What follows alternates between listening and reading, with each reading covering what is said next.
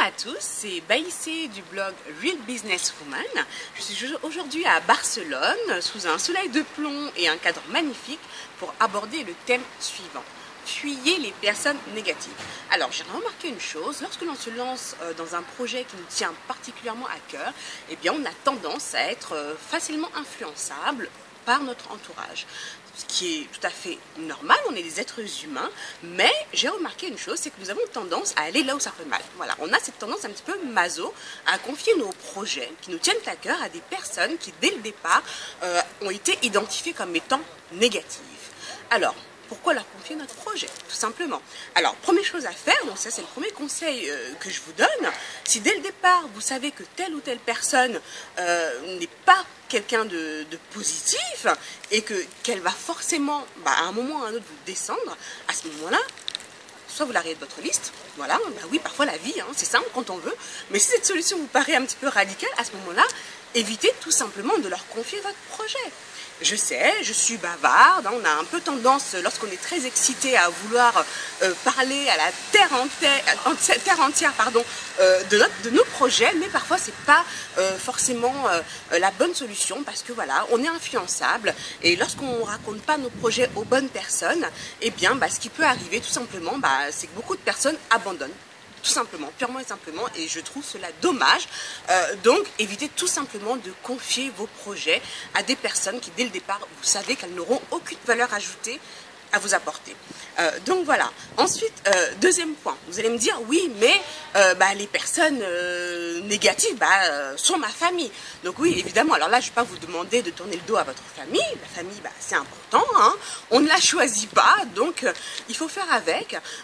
Donc à ce moment-là, soit vous êtes plutôt quelqu'un de discret, à ce moment-là, vous ne dites rien, attendez que votre projet avance, prenne de l'ampleur, de cette manière ça va vous rassurer, vous aurez avancé dans votre projet, donc lorsque vous allez leur en parler, parce que bon, la famille, si elle a plutôt tendance à être négative, ce n'est pas pour nous mettre des bâtons dans les roues, mais en général, elle veut nous protéger, donc nous ce qu'on va faire, c'est qu'on va plutôt chercher à les rassurer, voilà, donc leur expliquer notre projet, leur démontrer le bien fondé de notre projet, voilà, comme quoi que c'est quelque chose qui a été bien réfléchi et qui nous tient à cœur et qu'on a vraiment besoin de leur soutien.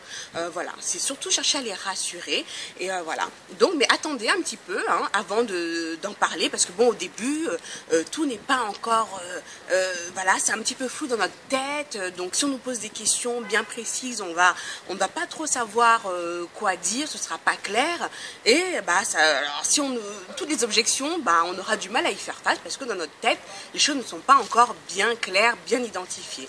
Donc attendez, soyez patient. Je sais, lorsqu'on est excité, on a envie d'en parler. Voilà. Mais ce sera une façon de vous préparer, de vous protéger à mieux faire face aux critiques. Voilà. Donc sachez également que les critiques peuvent être également positives et constructives. Donc il faut également avoir l'oreille pour les identifier et pouvoir en tirer parti, car les critiques positives peuvent justement nous ouvrir un nouvel horizon et nous apporter beaucoup de choses. Voilà. Donc surtout, les personnes négatives, fuyez-les tant que possible. On n'a pas besoin de raconter toute notre vie à tout le monde, surtout si on sait que ces personnes-là vont rien nous apporter de bon. Et voilà, préparez tranquillement vos projets, prenez confiance et au fur et à mesure, vous allez pouvoir en parler plus librement, de manière plus confiante et faire face à toutes les objections. Donc voilà. Alors, c'était le thème de cette vidéo qui est « Fuyez les personnes négatives » et surtout, rapprochez-vous des personnes positives. Il y en a, voilà, donc vous les aurez identifiées de la même manière que vous aurez identifié les personnes négatives. Donc un conseil, rapprochez-vous le plus possible des personnes qui justement vont vous donner des bons conseils, feront des critiques, certes, mais ces critiques seront positives, ça va vous apporter de la valeur, vous irez plus loin, ça va vous apporter de nouvelles idées. Donc approchez-vous, rapprochez-vous le plus possible de ces personnes-là, parce qu'heureusement nous en avons autour de nous et ces personnes vont énormément vous apporter. Voilà, j'espère que cette vidéo vous aura apporté quelque chose. Voilà. En tout cas, moi, je garde la pêche. L'esprit positif, c'est important parce que ça se transmet également. Surtout, ne lâchez surtout pas et ne vous laissez pas influencer par les personnes négatives. Voilà. Merci de m'avoir écouté jusqu'au bout et je vous dis à très très bientôt sur le blog www.realbusinesswoman.com. Ciao, ciao!